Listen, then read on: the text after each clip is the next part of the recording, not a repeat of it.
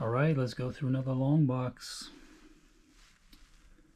So I recently organized my collection, got it in order, and when I do that I usually pull some books that I'm going to read in the next 6 months, year, or whatever.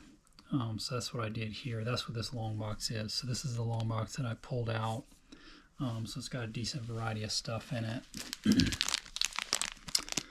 Starting off, some of you might be aware of these epic collections.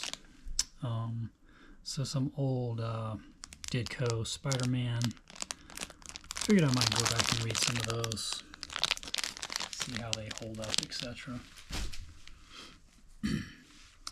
This story arc here was super important to me as a kid. I got these two comics in like one of those 3-packs or something. So anyway, I pulled these out. This is, I guess, like kind of the whole story arc. 176, 177. How great is that cover right there? I think that's Ross Andrew. And 179, 180. And if you haven't read this, as a kid, it was pretty trippy. 2 green goblins, and you figure out why. It's a fun story from what I recall. And if you've seen some other videos, you know I'm a Ron Friends Spider-Man guy. So I've been rereading the Romita Jr., Roger Stern, and then leading into this Ron Friends run. So I'm about around here. I couldn't remember exactly where I got up to, so I pulled these out to continue that. So yeah, I got these basically every issue up to around Kraven's Last Hunt or so. Here's that great photo cover if you're not aware. Black costume, gotta love it. I think this is the first Silver Sable. For some reason this one's a little pricey. I think that's why. Yeah, some great covers here. Here's that Secret Wars tie-in, but great cover by John Byrne, I believe.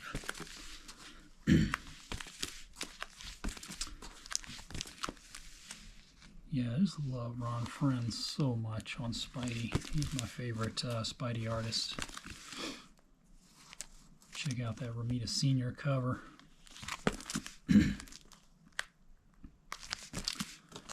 Hobgoblin. They never really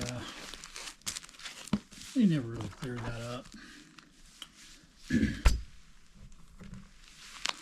Let's see what else we got. Got some more of those. We got some a couple other amazings that I pulled as well. Yeah, it's a pretty cool cover right here. There's our girl. Yeah, I just love Friends' art on Spidey and on other stuff. And yeah, I'm gonna read up to 289. Then it got really weird for about 7 or 8 issues. I mean, other than obviously the Kraven's Last Hunt. And then McFarlane came on, so I got a few of those I pulled. I have a hunch that the writing in the McFarlane stuff is pretty bad, but I'll see if I'm correct about that. I haven't read it since it really came out. I think this is number 300 in the True Believers, even though it says Venom. And then I do have most of the McFarlane run, because other than like I mean, as you guys know, 298, 299, 300, the rest of them are fairly affordable. I didn't pull all of them because I don't think I can tolerate Michelini's terrible writing for too long, but I wanted to check out some McFarlane art. So I pulled maybe 10 or so of those. Yeah, only pulled 7 or 8 actually. Probably my second favorite Spider-Man artist is Bagley. And I remember getting these when I was in college and not really collecting Spider-Man, but kind of getting back into comics, or not collecting comics. So I just pulled a quick short arc of some Bagley stuff. Yeah, I remember this issue. How great is that? Bagley art. And I went ahead and pulled up to this one, I think. Yeah. This is when they started going nuts with the clone stuff. Luckily, I was not reading that stuff. And then I pulled a couple annuals to read. This is a very early Captain Marvel, that version, so that's why I pulled it. And then this is a Friends issue, so that's why I pulled it. All right, another thing I hope to read through, and again, in the next year or 6 months or whenever, is the great Roger Stern, John Buscema run on Avengers, and it starts in this issue. And yeah, I love this run. I've reread some of this, but I've never gotten deep into it. So let's just go through a few of these. This is a long run. Like he was on, Buscema did like 50 issues of this. So you got the Savage Land stuff. I love this lineup with Hercules. I think this one's a little bit valuable, not a lot, maybe 10, 15 bucks because of some stupid Marvel TV show or something. But yeah, how good is Buscema with Palmer doing the inks, and Roger Stern's a good writer, so you're getting everything in these Avengers issues. We don't have to worry about Nicolini or any of those terrible writers. We got Roger Stern doing it. Yeah, so if you're not aware of this run, it's not expensive at all. You can probably get these for $1 or $2 each. And John Buscema, come on, one of the best to ever do it.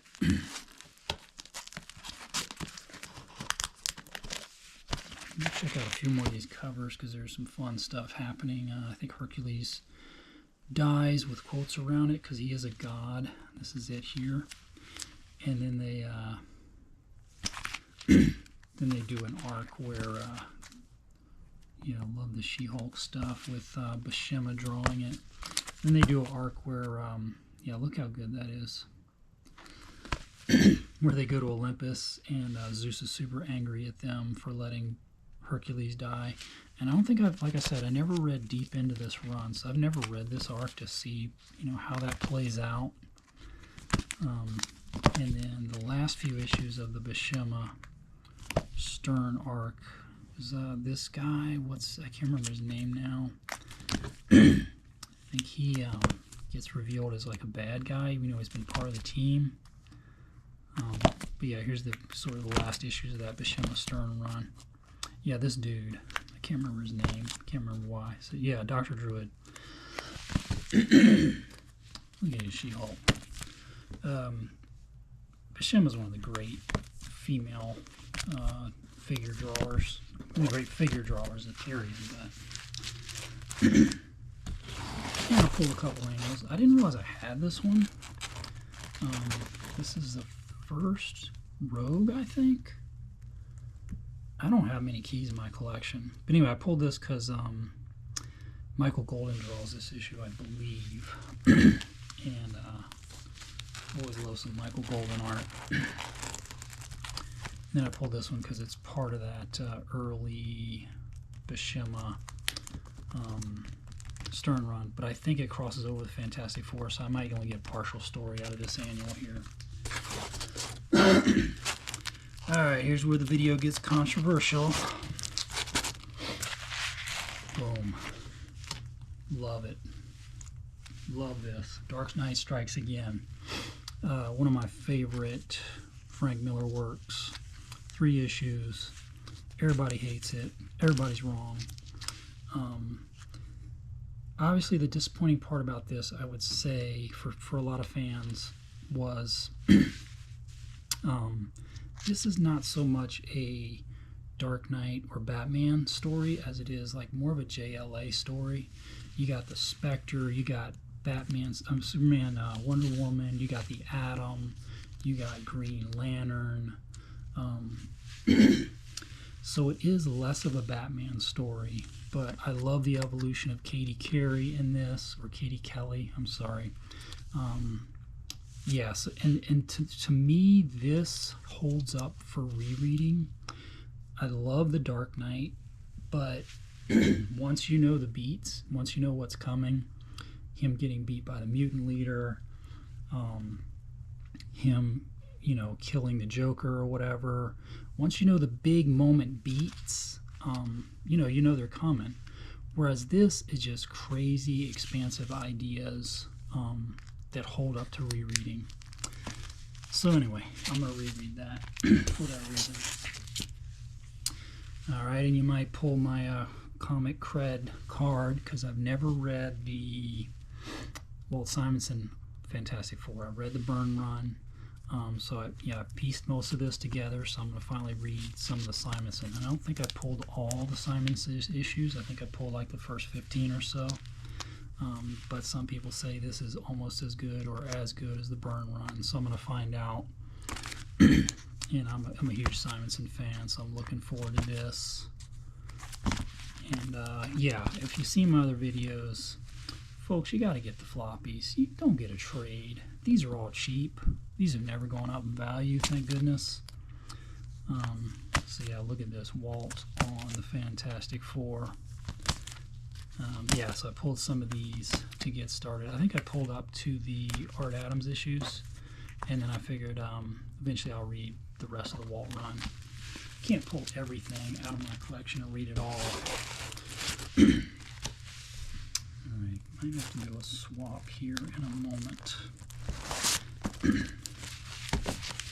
If you've seen any of my other videos, you know I'm a G.I. Joe guy. So last year or so, I've been rereading the original from issue 1. And I got up to, I think, about this issue or so.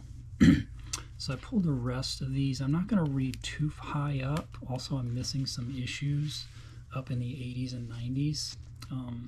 But anyway, I'm going to pick up where I left off and continue reading the original G.I. Joe stuff.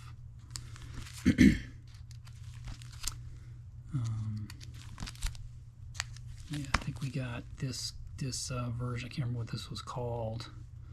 But when he had his little Grenadier Guards or whatever, I think we got Road Pig in there. That almost looks like Steve Dillon art, even though it's not.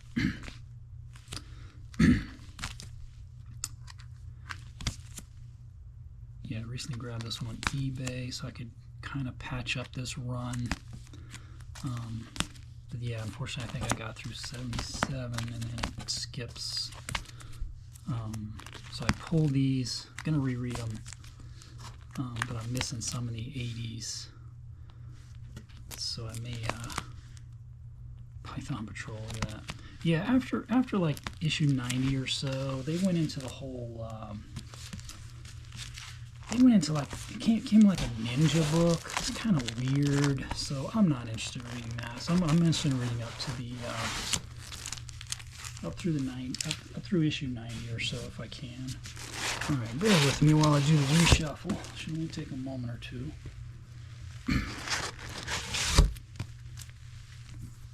Yeah, I did pull a couple trades. Most of my stuff is floppies. Pulled a couple trades for the backs to read, hopefully. Alright, you saw it. The Incredible Hulk. Just pulled a couple issues of these because I had this one as a kid, and it's one of my favorite Hulk issues ever. So I only pulled this one and the one right before it because I got this as a kid and the Hulk was captured and I didn't know how, so this issue shows how he gets captured, and then this issue is just a great sort of beat him up, punch him out issue. But I do want to say something about Ernie Chan.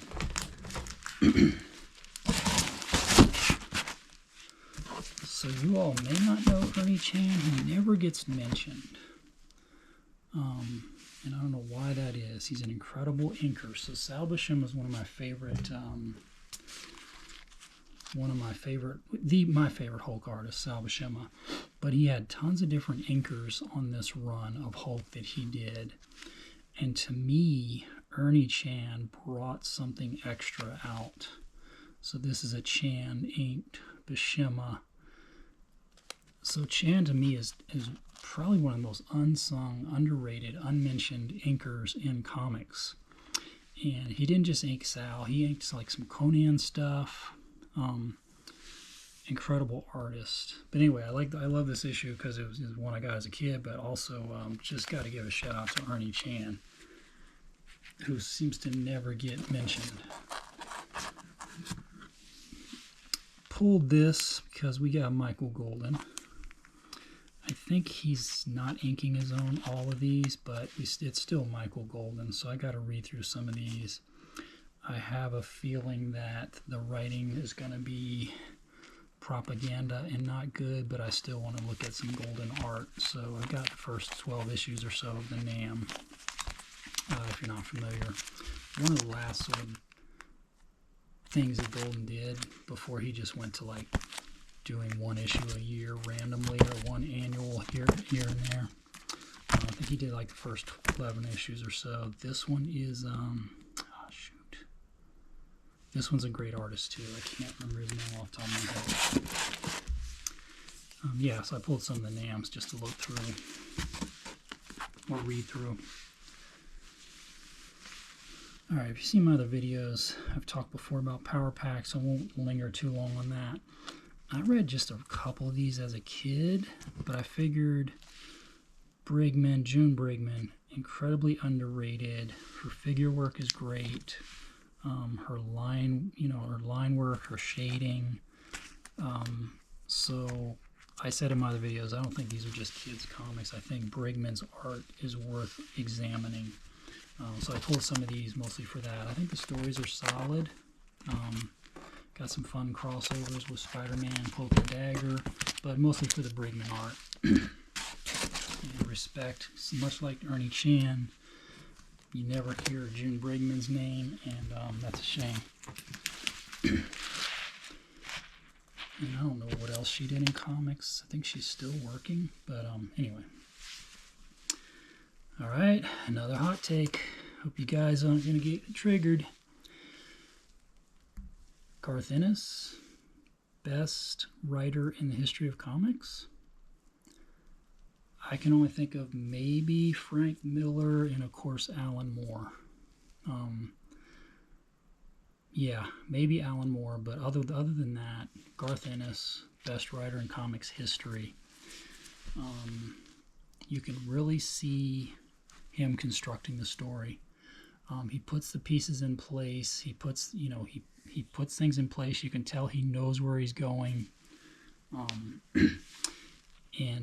Yeah.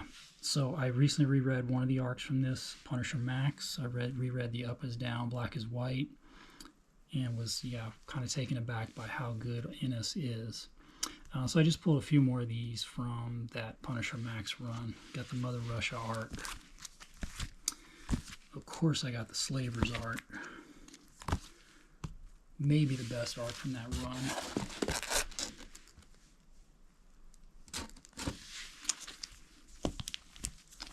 And another thing that kind of throws you about this Punisher Max that Ennis did is he uses some different artists, and it does kind of throw you, because you might like one artist and then you go to the next arc and it's like a totally different artist, and it does kind of throw you off. Like when this Goran Parloff came on, I was a little bit thrown. But this Barracuda arc is great, and that character is great. And again, it's a testament both to Parloff, of course, but also Ennis as a writer, to be able to create these great, memorable characters. And then the final arc of that Ennis run is outstanding. So it's called like Valley Forge or something. So that's these issues here. So I'm definitely looking forward to reading those. I only read them once when it first came out back in, I don't know, 2006 or something, 2007. Drawn by Parloff, putting a bow on an incredible run of redefining the Punisher. Everybody that's followed in Ennis's footsteps on that is a total joke, including, what's that guy's name, Jason Aaron or whatever. This is a pretty famous, everybody loves this one. I like Punisher, this is a one-shot by Ennis. I like Punisher The End better, but this is a pretty great one too. So I pulled this to reread. Alright folks, I got some good reading material for the next year. All floppies. Come on folks, get on board. Joe Kubert, Tarzan, DC version of Tarzan. So I've never read these. I got this run several years ago. I've never read it. So I figured let me sit down and start reading some of these. The only problem with Kubert is this is back when it was uncredited, so you open the first page and you're never sure who drew it because DC wasn't even giving credits. And also Kubert was notorious for using assistants. So even though all these should be Joe Kubert issues, some of them might be fill-ins, some of them might be him doing a lot of the art with assistants pitching in. But in any case, I finally pulled some of these to read. I hope the writing's not terrible, but of course Joe Kubert art is going to be enjoyable either way. So this is the original Tarzan DC that Kubert worked on. He started on issue 207. I didn't pull all of them. I just pulled 8 or 9 to kind of see what it's like, see if it's good or not. I mean, like I said, I know the art's going to be good. I got the floppies, folks. You guys got to have the floppies, man. Come on. So yeah, it's been a minute since I read The Watchmen. I reread V for Vendetta last year. Still my favorite comic of all time. Better than Watchmen in my opinion because it gets more human. This is more of a deconstruction of superheroes, but obviously Watchmen, one of the all-time greats. I've only read this 2 or 3 times, so it's time for a reread. And yes, I got the floppies. I'm gonna give this a reread sometime in the next year or so. This one's got the white cover, so it's kind of hard to get a good copy of that. Alright, we've talked about the good writers. Now we gotta get to the hacks. I'm hoping this holds up. Everything I've read by Morrison never holds up with rereads, because his thing is dropping all these crazy ideas, and then once you get past that, you just got kind of a meandering narrative that never goes anywhere, that never gets tied up.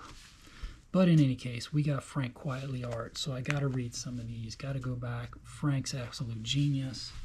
I remember these stories being solid, so I hope they're still solid. I hope I don't see all the Morrison-isms that make him terrible. And if you're not familiar with this run, there's a lot of fill-in artists, so we got some Quitely issues. I love that cover. I love Quitely. I mean, his character designs are so incredible. But we got some good fill-in artists. We got Ethan Van Sciver, not Cordy, I'm afraid. That's a great cover right there. We got some more Quitely. Yeah, so I'm looking forward to looking through some of these and reading them. Like I said, hopefully the writing isn't unreadable. But I think I got a John Paul Leon issue, so I want to mention that and point it out. Yeah, see, we got Quitely here. We got one issue by John Paul Leon, one of the best to ever do it. So yeah, we got some great fill-in artists. And if you're familiar with this run, this is the final arc, so I wanted to pull this and reread it. Silvestri's great. I remember this arc being pretty good, pretty bananas. So I'm looking forward to rereading this to see how it holds up.